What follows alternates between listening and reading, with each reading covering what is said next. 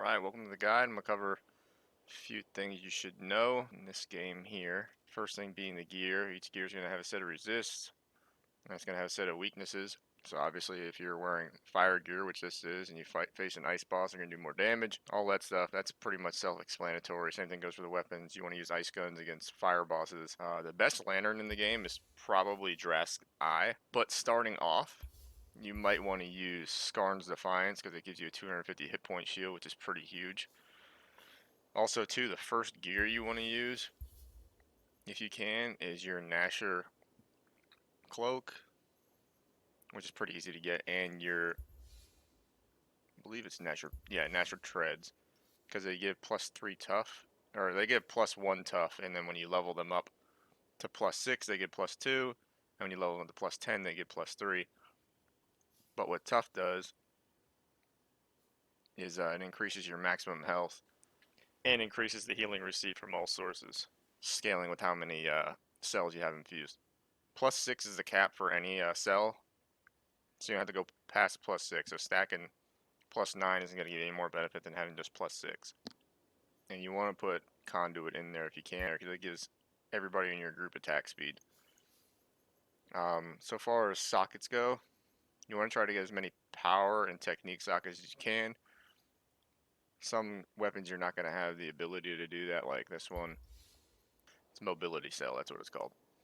You want to put a evasion or something like that in there. Anything that increases the time you're invulnerable is good. But the best abilities that I've seen so far, as cells go, is overpower. What do you got here? You got rage is really good.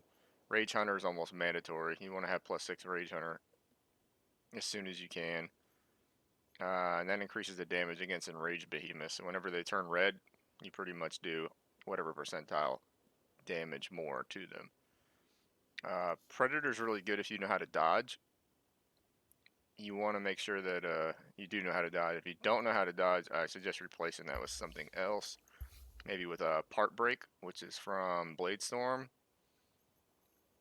or Cunning, which is crit chance. It gives you a chance to deal double damage. And then, what's the other one that's really good? If you're using a spear, Merciless is pretty good. I mean a warpike, not a spear. Now you want to use Merciless, Savagery, and Acidic. And Barbed. Barbed, those are really good. But say if you're using a sword, you want to have more like a setup like I have, where you have Predator, Rage Hunter, and Molten. And Molten comes on the Hellion gear. I believe it's the chest piece and the gloves. Yeah, chest piece and the gloves. And Molten drops these orbs.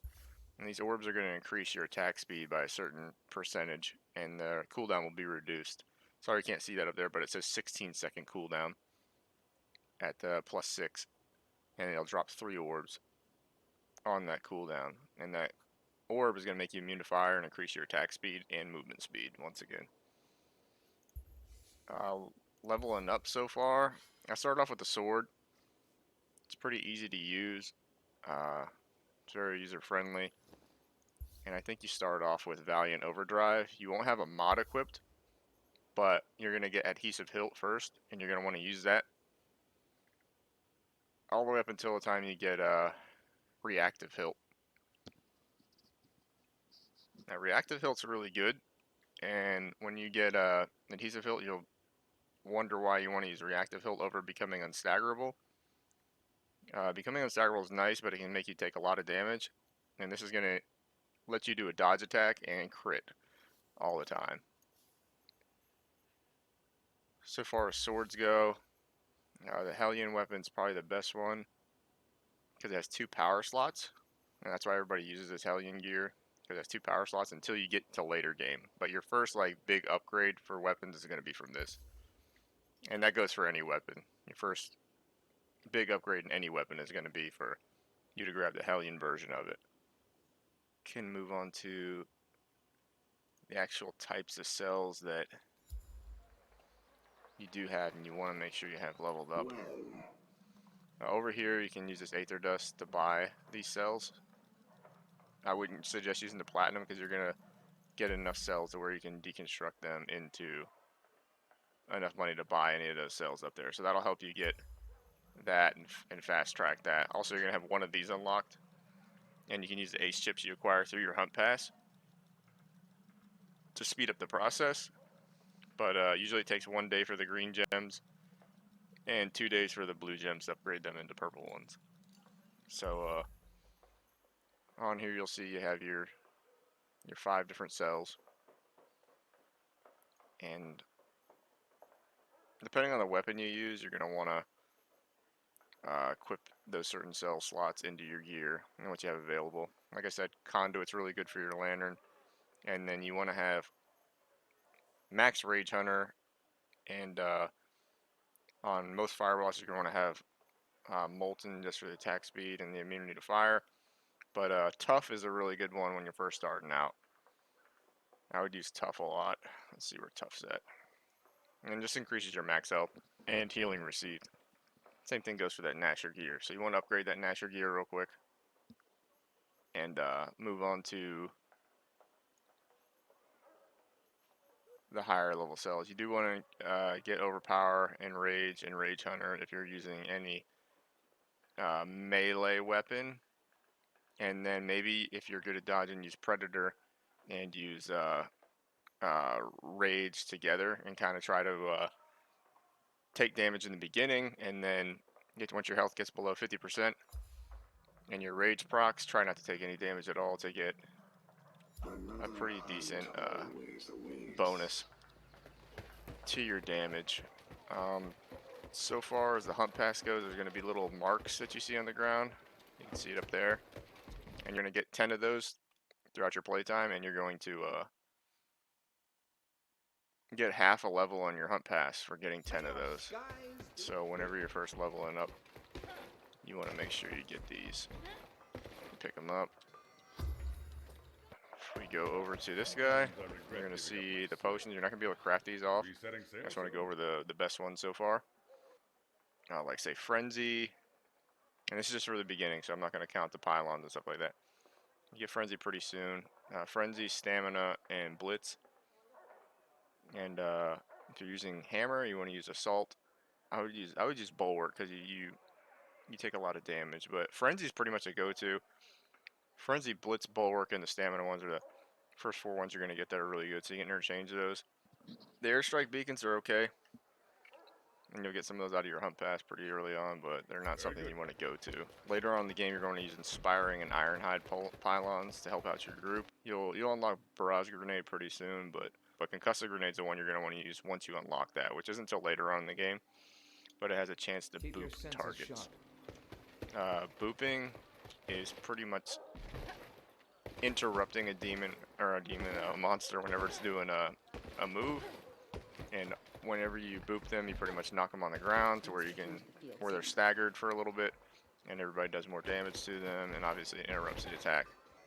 Another thing to know real quick is whenever you're doing hunts, if you do private hunts, you'll be able to break parts off a lot easier and potentially progress faster on your mastery and things of that nature, because the mobs will have less hit points and there'll be less people taking the staggers, the boops, and the part breaks from you.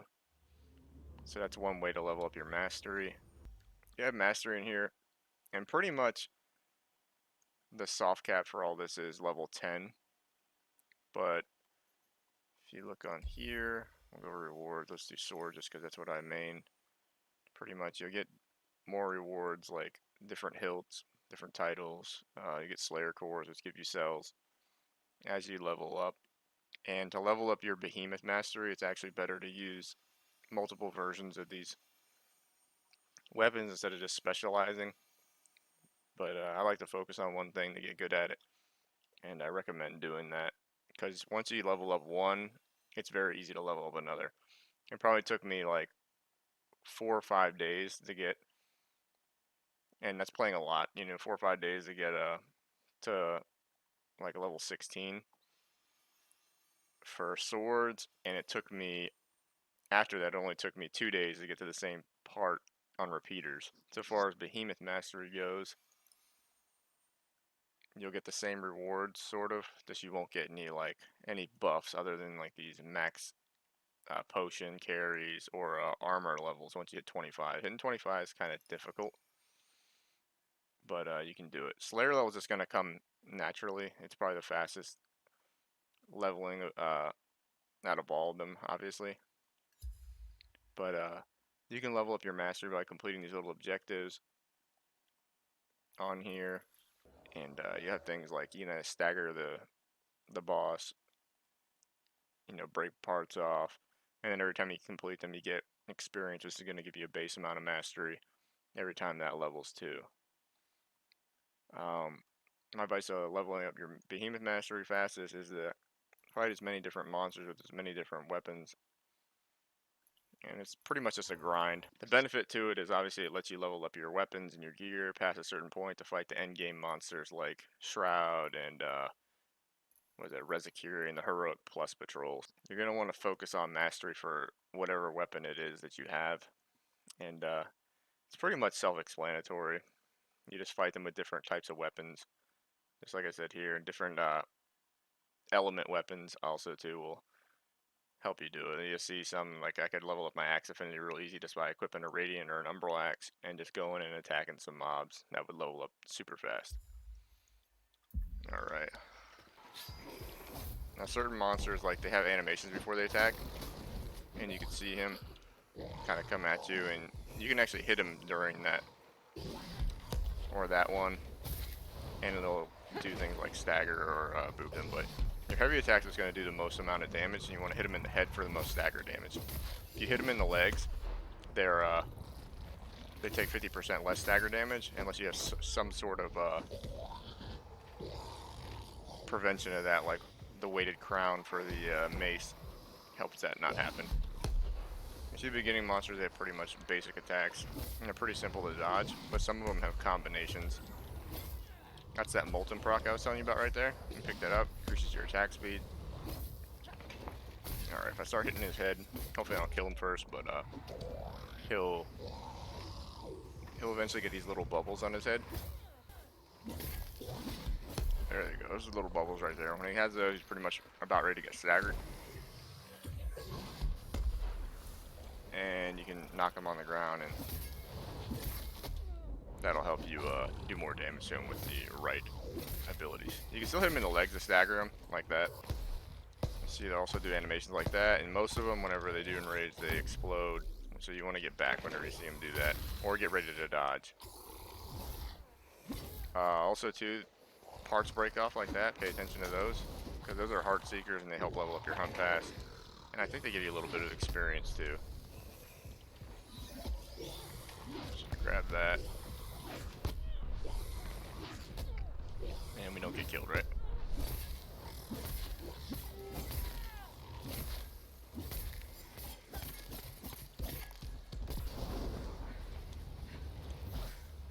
Usually they'll have a little animation like this to where they're tired afterwards.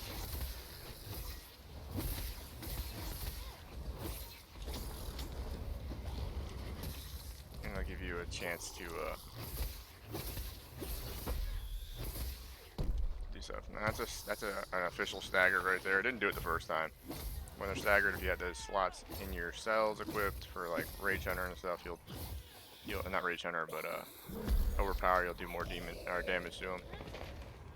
And that's pretty much it so far as that goes. When you first start off, you're gonna have to fight the bosses, collect parts and stuff like that. But once you get after that, you can go over here, or you can press M, or whatever it is to open up your map on your controller or keyboard. And you're gonna want to do these patrols. And these patrols are gonna give you, over here, you'll see 10 of these orbs, and these orbs are what actually allow you to upgrade your gear. You get 2 bonuses every day at, I believe the time's 7:30 p.m. Eastern is whenever they reset. So make sure you're getting those done. And you pretty much use those stones and stuff like that to level up the gear. You have the different values of them, and as your gear gets progressed, you'll have to use more. So like, let me see if I have a level 1 weapon just laying around. Okay, like a level 1 Nasher axe will only take 7 neutral orbs to upgrade. And then, let's say like a level,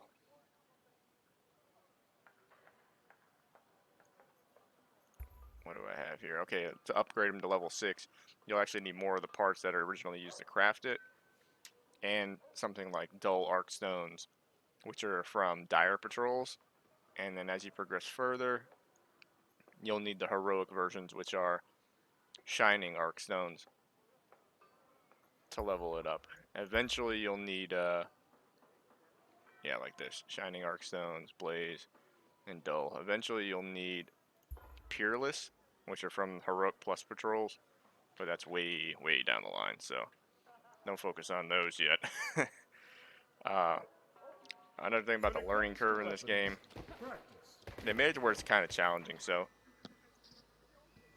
you're going to have to actually fight monsters that are harder than your capability of fighting, and that's how you progress in the game, so let's get used to that. Like, whenever you fight the last heroic plus bosses, you're going to come in with, armor that's 500, and they're gonna be 550, and I think there's 3 of those learning curves, or not learning curves, but a skill curve, gear curves, I should say, gear curves that you're gonna have, and I believe the first one's whenever you get into dire patrols. Yeah, it's pretty much it kind of scales with the patrols. So your first one's gonna be dire patrols, and heroic plus patrols. So if you're a little under geared, don't worry. Just try to evade more. Main things I would not worry, but focus on are leveling up your hunt pass, leveling up your mastery, and upgrading your beginning gear, which is your Nasher set, until you're able to fight Hellion. In the beginning, you only have to fight monsters like one or two times to be able to upgrade, but later on, you're gonna have to kill monsters over and over and over again. So it can become a little repetitive, and how you mix that up is just fight different monsters. Uh, Obviously, there's no loadouts in the game as of this video. I heard they're coming out with them, but since there aren't any loadouts, just pick a setup and try to improve it as much as you can. And say I'm using like fire armor mostly right now, and a fire weapon. So I want to fight anything really but frost monsters in this gear when I'm doing my patrols. And then whenever I want to fight a frost, I'll obviously put on either frost resist and things like that. And that kind of goes back to that curve I was talking about, where there's a gear curve. You can use your gear to get past that learning curve by stacking elements. So things that are weak against fire are going to take, I believe it's plus 80 damage. And my resist will be improved by, the cumulative of these 4. So it would be 75 versus fire bosses. So you can kind of get around that curve by like that. Yeah, but that's it. Just do your quest, make sure you're leveling up your mastery, and you'll be good to go. You'll be killing the big boys in no time.